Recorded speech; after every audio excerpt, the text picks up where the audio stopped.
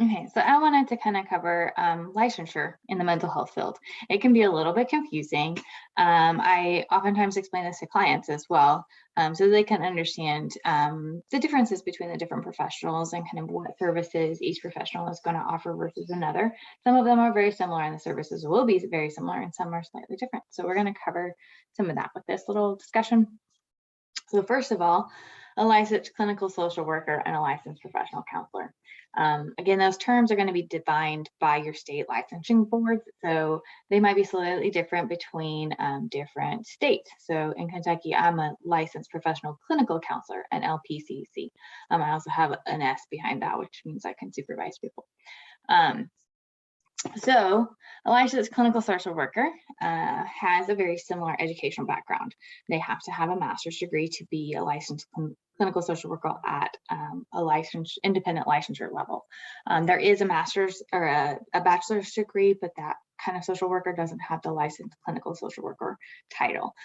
They have a different social worker title. So it's very similar, that master's degree. They bill similarly as a counselor would as far as the services and things that they provide. The internship and practicum can look very similar as well. So the minimum 900 hours versus 700 hours. Some states require 1,000 hours for counselors. So again, that's different between state to state, and we're trying to do some standardization of that.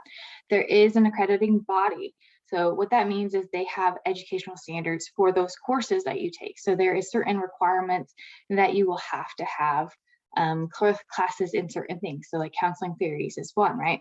There's also practicum and internships that are required, and those are set by some of those educational standards. So they have an accrediting body that accredits their educational programs to make sure their educational programs are up to par. The core coursework is very similar if you look across the board. So again, that theories and models of counseling, human behavior, social environment, social work practice, individuals, families, and groups. You have group counseling as well, right? You'll have family counseling theories as well that you'll cover. Psychopathology, that's kind of the diagnosing as well. Social policy, so again, that's where it gets a little different. Social policy and some sort of interventions are more a social workers focus. So they're going to have that piece. Diversity, oppression, social justice. Again, that is kind of a multicultural counseling sort of scenario.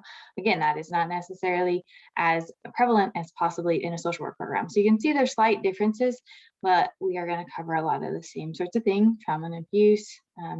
So again, the licensure also oftentimes have an examination component before you can be licensed. So that is very common with licensed professionals, that they not only have education and supervised training, right, experience, that internship practicum, and then they also have an examination.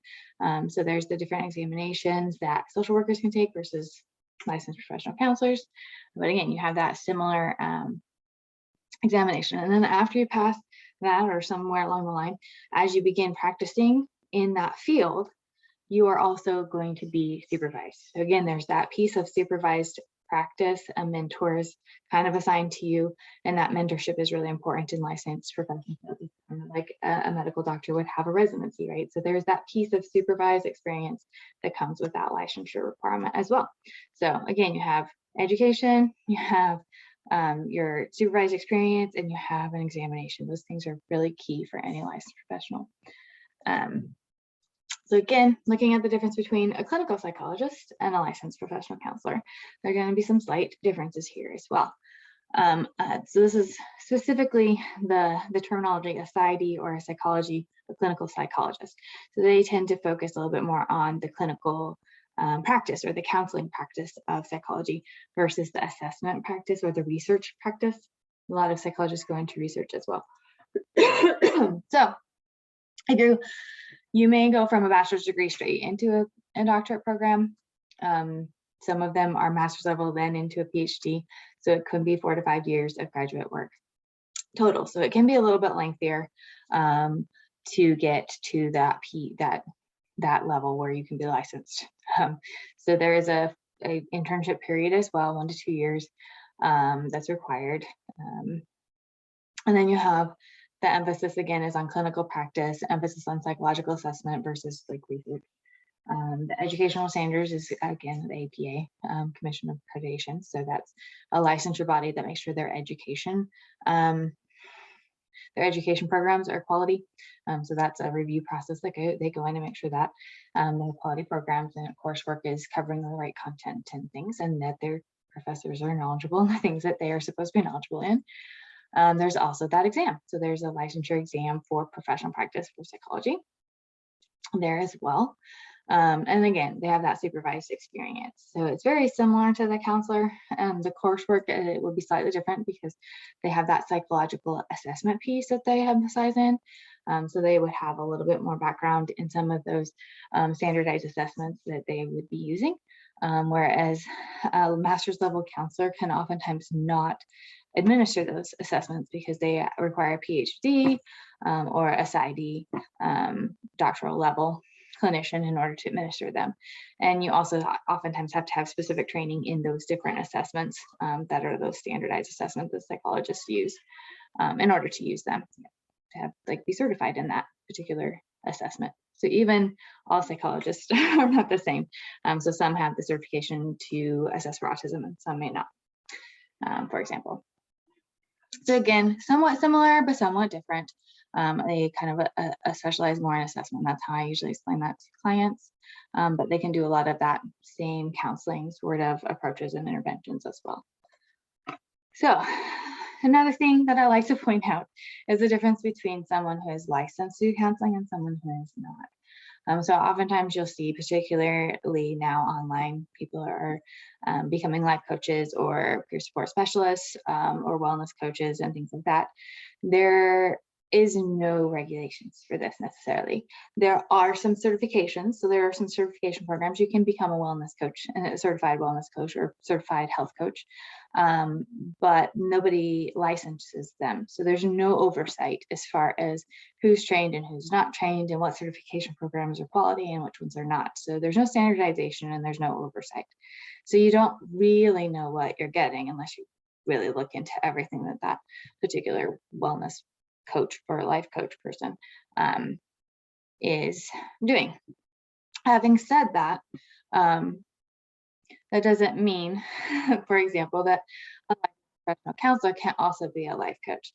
So one of the things that licensed professional counselors sometimes struggle with is the fact that we cannot be licensed across state lines. We can't practice across state lines.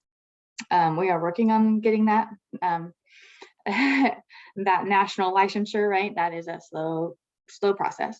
And some states are, have agreements with other states that you can license across their state lines, but it varies from state to state.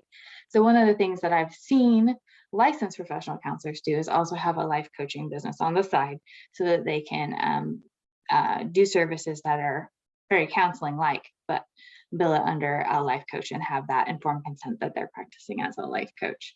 Even though they have the credentials to be a counselor within their state, they don't have the credentials and the license to be a counselor in another state. So they're a life coach in that state, if that makes sense.